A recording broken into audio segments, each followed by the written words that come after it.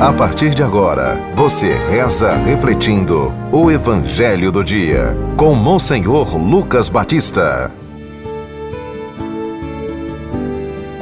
O Senhor esteja convosco. Proclamação do Evangelho de Nosso Senhor Jesus Cristo, segundo São Mateus. Continuação do capítulo 8, do versículo 23 a 27.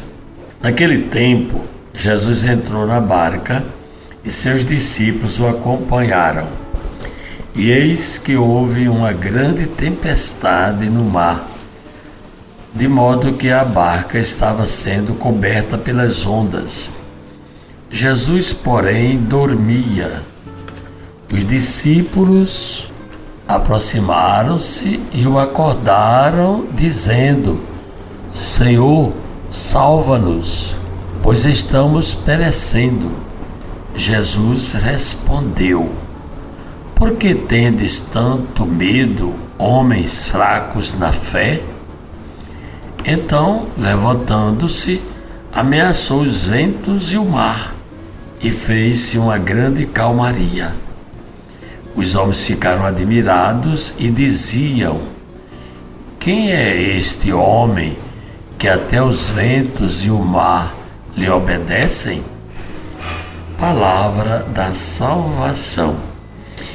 Caríssimos ouvintes da 91.9 do nosso YouTube e do nosso Instagram.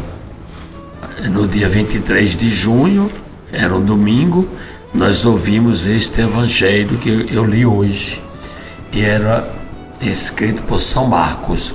Esse texto de hoje é por São Mateus. Então a gente nota que o assunto é o mesmo, apenas com algumas frases ou palavras que divergem um pouco no sentido de não narrar assim tudo do mesmo jeito, né? Mas os três evangelistas, São Mateus, São Marcos e São Lucas, eles são chamados de evangelhos sinópticos.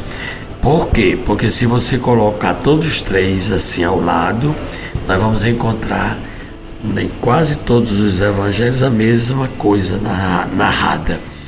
E aqui o que está em jogo não é somente contar para nós que Jesus subiu a uma barca e na hora houve uma tempestade, há muitas ondas, medo, e quase que naufragavam. Jesus estava dormindo. Quer dizer, o fato é este, né, que aconteceu. Mas quando São Mateus escreveu, que já foi no ano 70 depois de Cristo, escreveu para a comunidade romana que estava sofrendo martírio, estava sendo perseguida, não estava sendo entendida, e a igreja estava nos primeiros momentos influenciando, né, já o mundo pagão, o mundo romano, o mundo de perseguição, de ditadura. Então, a linguagem que o evangelista usa é uma linguagem figurativa. Por exemplo, essa barca aqui, ela simboliza a igreja nascente, nos seus primórdios, no seu início. A primeira comunidade cristã, a barca, significa isso, com os discípulos dentro. E o mar representa o mundo malvado. E nós temos aí, mesmo assim, a presença de Jesus. Jesus nunca deixou de estar presente. Ele mesmo disse que não nos deixaria órfãos, mas estaria sempre presente no meio de nós. Ele até falou: quando 2 ou 3 estiverem reunidos em meu nome, eu estarei ali. Então a igreja, ela é sempre guiada pelo Espírito Santo, Espírito de Deus, Espírito de Jesus ressuscitado.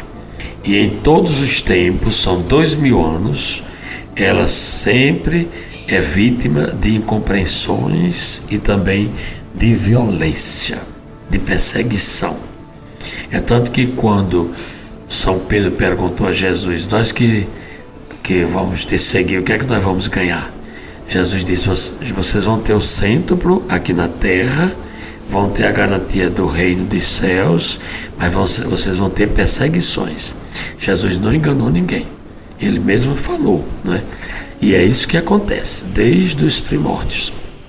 Então, as primeiras comunidades cristãs, elas foram vítimas de adversários.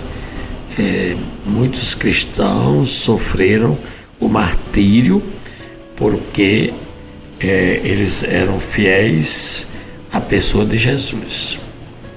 E aqui, enquanto Jesus dormia, a barca se agitava, né, com as ondas, com o vento forte. Isso, quando o escritor narra assim, São Mateus, no caso aqui, ele quer mostrar que Jesus, ele que é o Senhor da história, né, do mundo, foi criado o mundo com a presença de Jesus, ele era a palavra. Portanto, Deus falou e aconteceu. Aqui neste evangelho de hoje quer mostrar que Jesus está em perfeita harmonia com a natureza. E Jesus quer fazer com que os discípulos se adaptem a essa realidade, que eles confiem em Deus. Nós estamos no mundo, mas não somos do mundo. O mundo está aí, com as suas adversidades, com programas completamente diferentes do Evangelho, do que a igreja ensina e do que nós devemos seguir, né? Então, o mundo é uma coisa e a proposta do Evangelho é outra. Então, o Jesus quer aqui significar, através deste sono, que nós também não devemos temer, devemos estar sempre confiando inteiramente no poder de Deus. Seja o que for, Jesus chegou a dizer, quando os apóstolos acordaram, Jesus ficou admirado e chegou até a dizer que eles eram homens fracos na fé, porque Jesus dizia, sou eu que estou aqui, né? Esse sou eu, uma expressão bíblica do Antigo Testamento para dizer quem é Deus. Deus é aquele que é, eu sou aquele que sou. Essa é a definição de Deus. E Jesus assumiu essa definição, mostrando que ele não é só o homem de Nazaré. Então vocês não têm que ter medo. Eu sou Deus, eu estou aqui. Por que é que vocês estão duvidando? Então, a mesma coisa hoje. Nós temos muita dificuldade de acreditar. Nós temos que retomar cada vez essas palavras de Jesus.